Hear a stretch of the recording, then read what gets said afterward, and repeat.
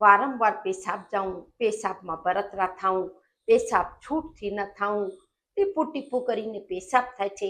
આ પ્રોબ્લેમ એક ઉંમર પછી વધુ જોવામાં આવે છે.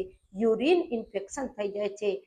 આ પ્રોબ્લેમને દૂર કરવા માટે આજ હું તમને એક એવો સરળ ઘરગથ્થુ ઉપાય બતાડીશ.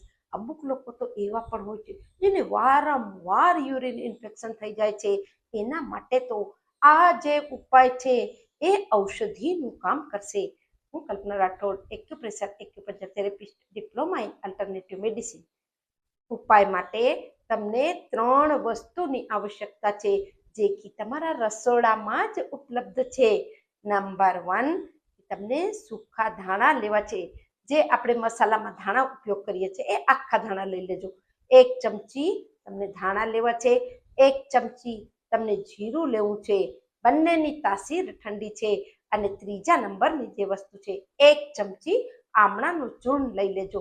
આ 3 વસ્તુને રાત્રે 1 ગ્લાસ પાણીના અંદર પલાળી દેજો.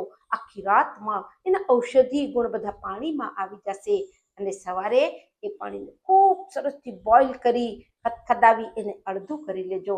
એના બાદ એને ગાળી અને નેરણે કોઠે આ પાણીને તમને પીવું છે. यदि તમે સતત લાંબા સમય સુધી આ પ્રયોગ કરશો ક્યારે પણ તમને યુરિન ઇન્ફેક્શન નહીં થાય.